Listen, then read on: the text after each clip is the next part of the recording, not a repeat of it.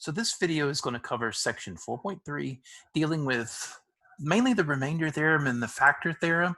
But before we can get to those, we need to take a moment and talk about what's called synthetic division. Now, before I get started, what you can do is you can go onto my courses, and what I would recommend doing is just printing out the little PDF that I have to go along with this video.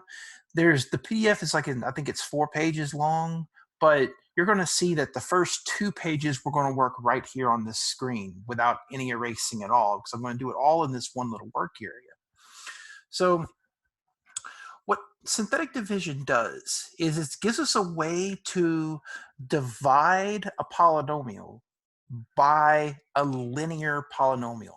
Now, it's important that this polynomial, the one you're dividing by, it can't be x squared minus 2. It has to be x minus something, or x plus a number. It can't be x cubed or x to the 4th or anything like that. If it is, then you can still do long division of polynomials, but synthetic division of polynomials is out. Don't even try it. Fortunately, for all of the problems that we are going to be doing, synthetic division is going to work. We don't need to worry about long division of polynomials, so we're not going to cover long division.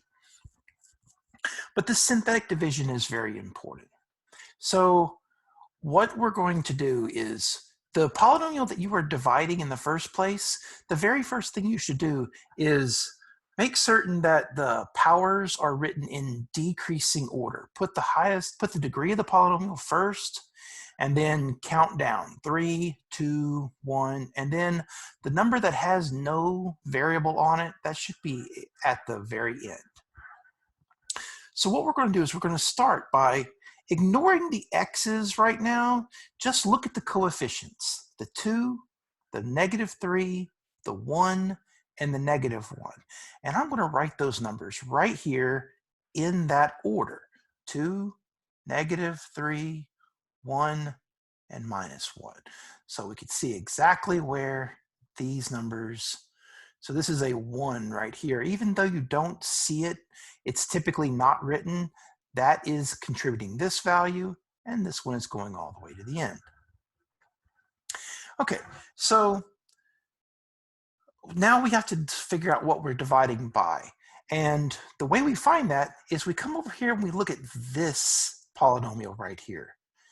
If you're dividing by x minus 2, we are going to use x equals 2 as the number we are dividing by. It's just take this number right here and change its sign. So this is a -2 right here. We're going to divide by +2. If it would have been x plus 10, we would use x equals -10.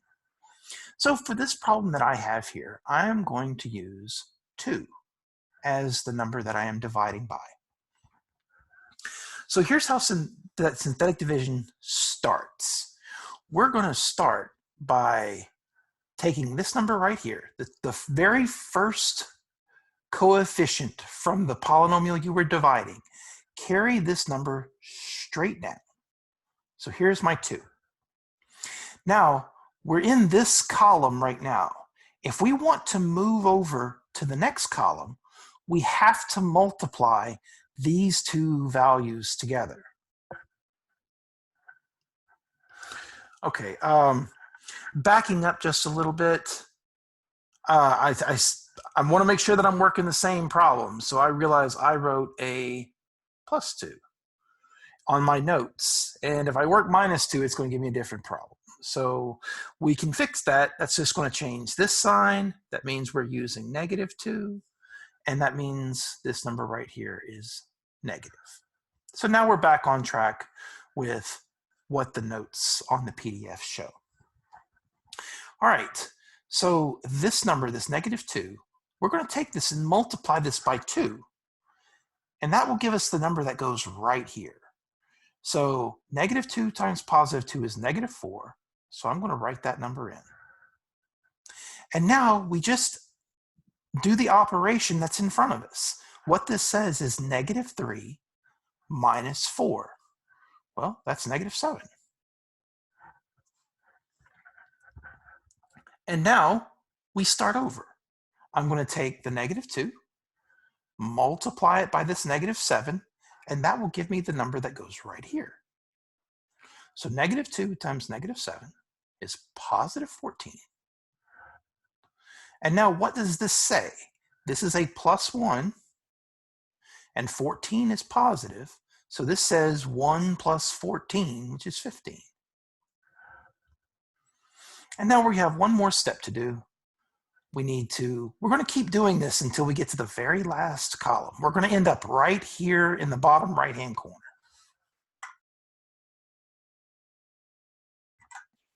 Okay, so we're going to take -2 times 15. That's going to give us -30. And the operation that's in front of us is -1 minus 30, which is -31.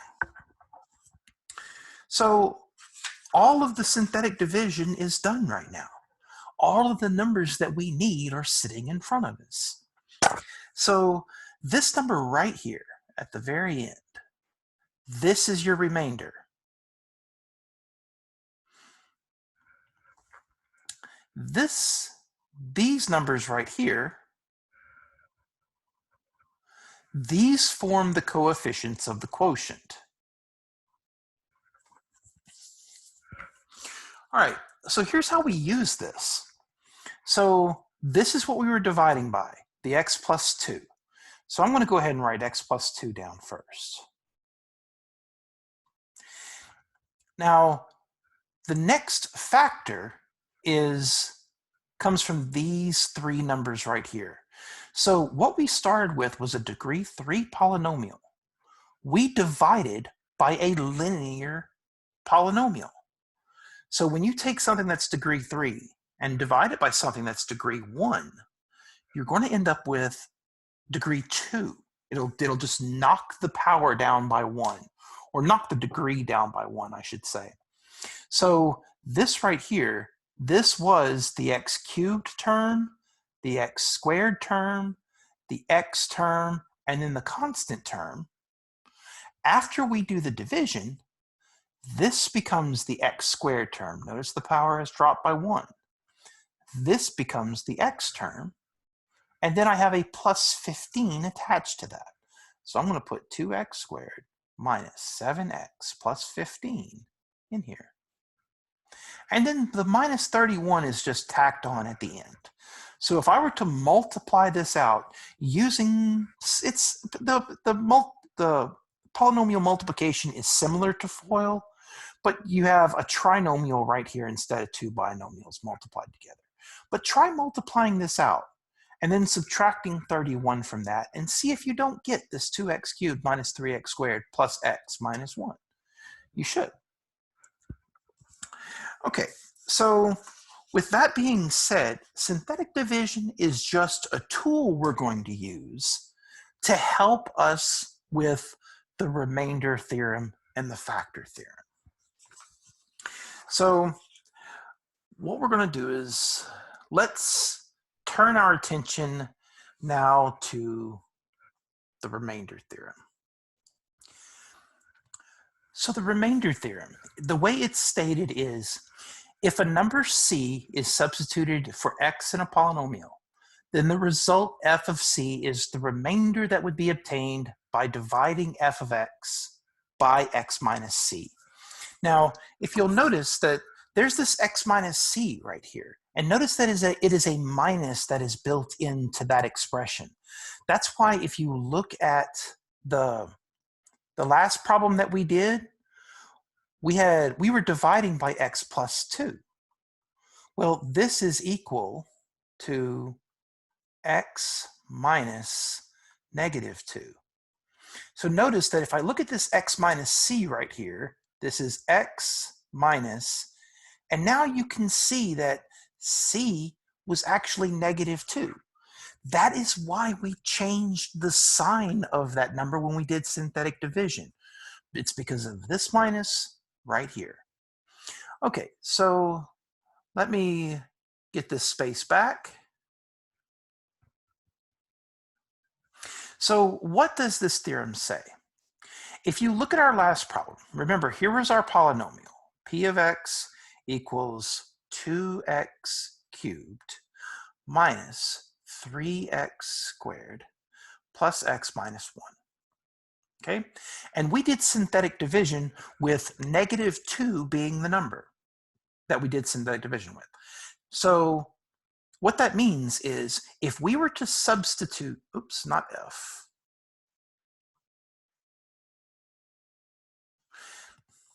If we were to substitute -2 into the polynomial, then this says that the result is the remainder that would be obtained by dividing f of x minus c. Well, that's the value you got from the remainder from the synthetic division we just did. So our remainder ended up being -31.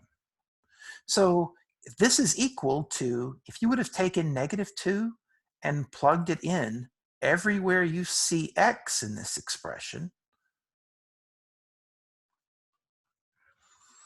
this expression right here evaluates to -31. And you can check that in your calculator. But so long as we have done the synthetic division correctly, we already have the remainder. And notice that when we did synthetic division, the only operations we had to do was multiplication and a little bit of addition and subtraction. We never actually had to evaluate powers. So that's one of the advantages that synthetic division gives us over just blindly using our calculator. But this is what the remainder theorem can tell us.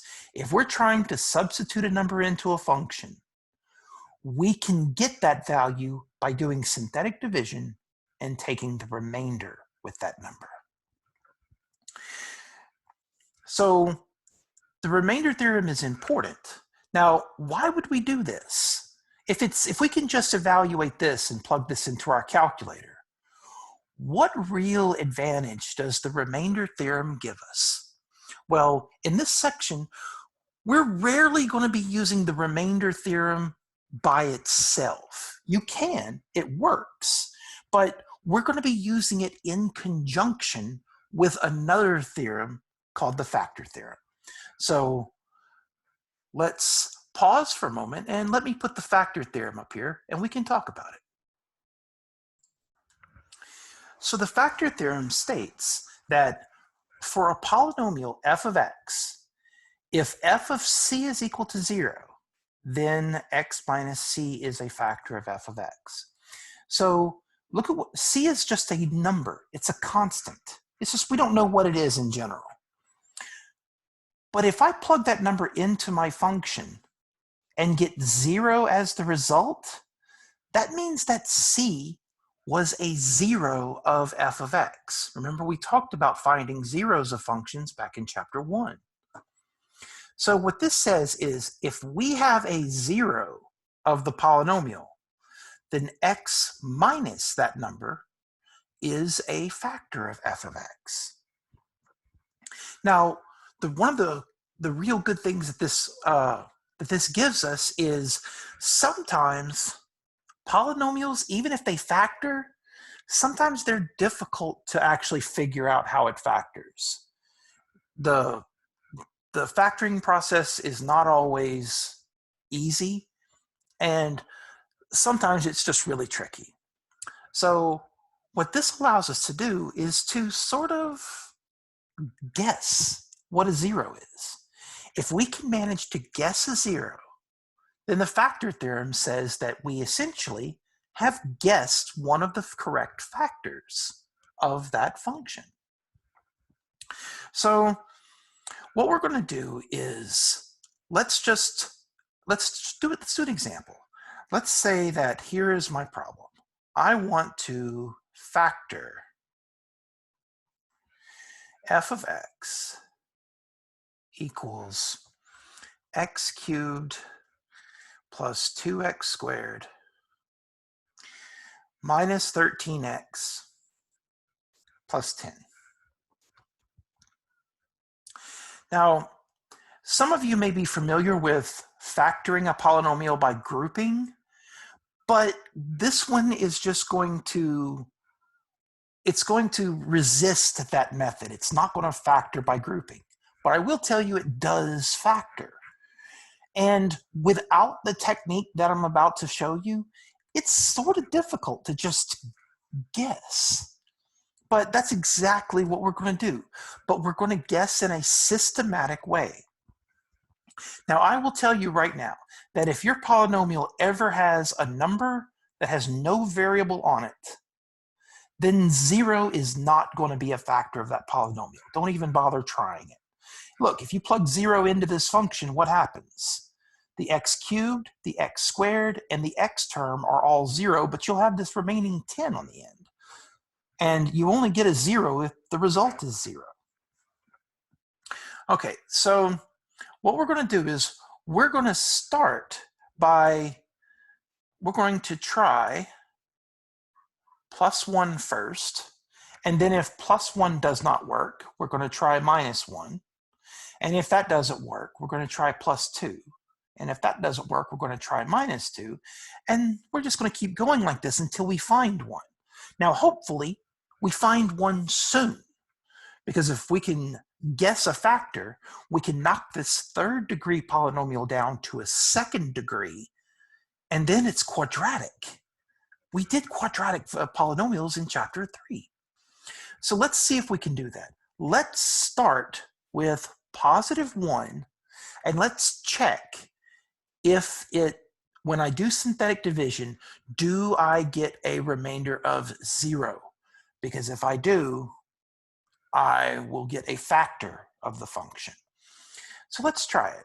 So here's my synthetic division box, and let's put, the coefficients are 1, 2, -13, and 10. Now, I'm trying +1. Now, I'm not trying a factor right now. I'm trying the number itself.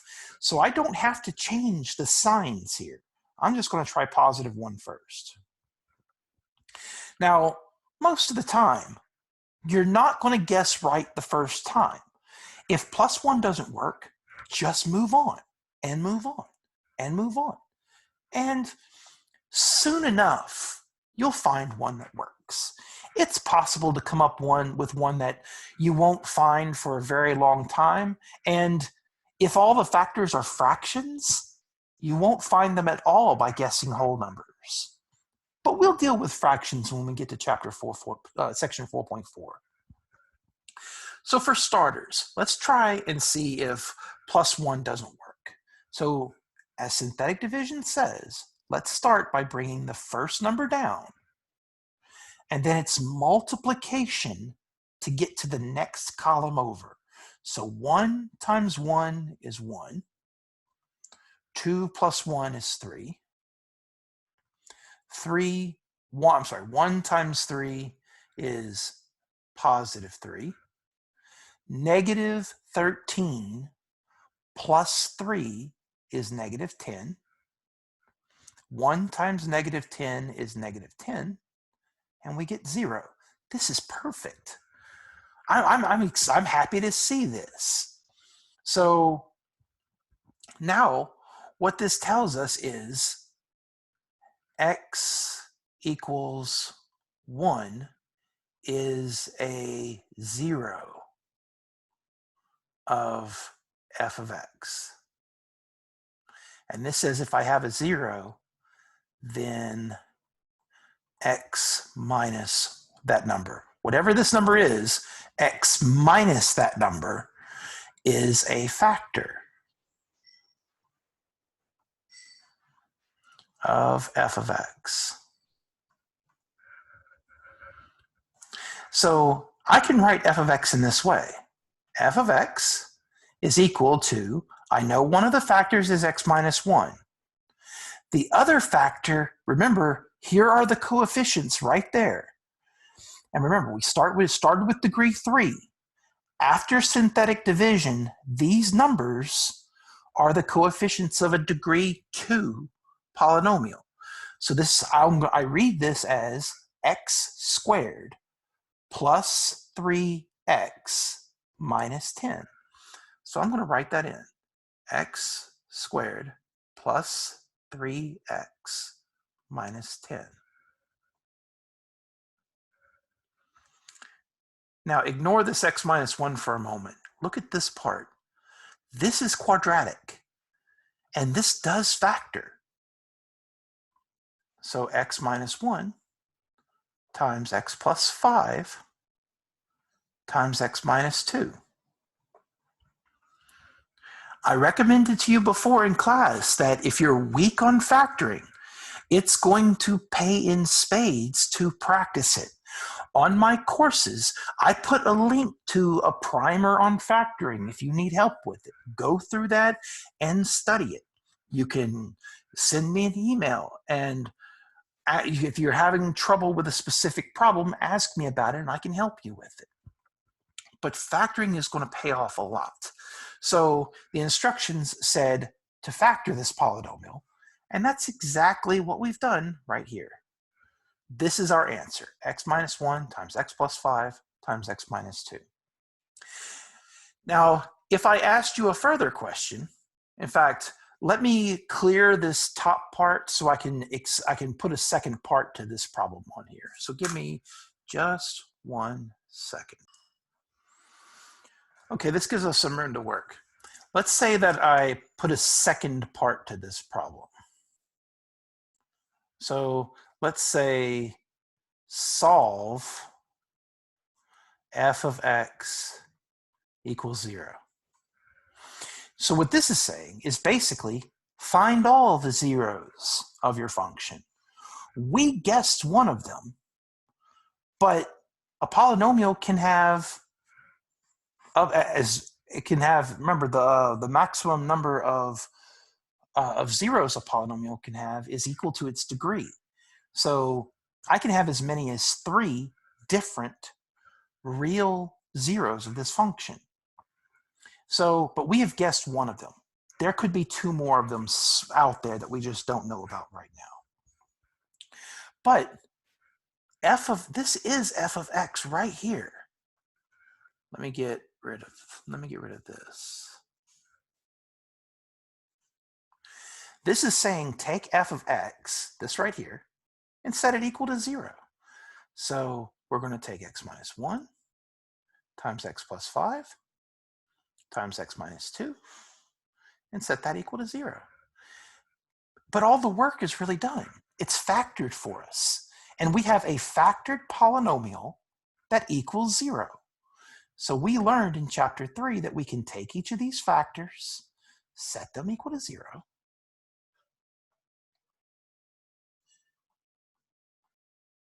and solve all of these equations separately. So we have x equals 1, x equals -5, and x equals +2. And these 3 numbers are our solutions. That's the answer to this question. And we are done. So notice at what point we're at right now.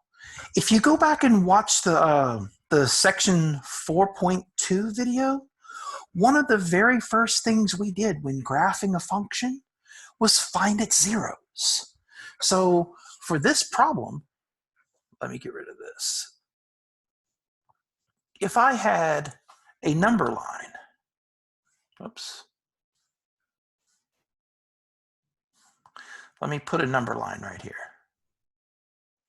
So let me just mark these 3 numbers on this number line. So here is -5, here is +1, and here's +2. So if you remember in section 4.2, the very first thing we did was the very first thing we did was we found the end behavior, which we can see from this problem because it is an odd degree polynomial and a positive coefficient. The end behavior is pointing down on the left and up on the right. So we know the end behavior. Now we know the zeros. But if I have a number line with 3 zeros, that means there's 4 intervals here now. 1, 2, 3, 4. And now I would take a test value out of each one of those intervals. and then try that test value in the function and see if the value is positive or negative. That tells me whether the function is above or below the x-axis. And I know I'm going through this pretty fast, but I'm just reminding you of what we did in section 4.2. Don't try to study all these sections and treat them as islands amongst themselves. See how they tie into one another. These sections really build off of what has come before it. And this section 4.3, the remainder theorem and the factor theorem, is giving us a way of getting the zeros and getting able to start the 3.2, the section 4.2 material.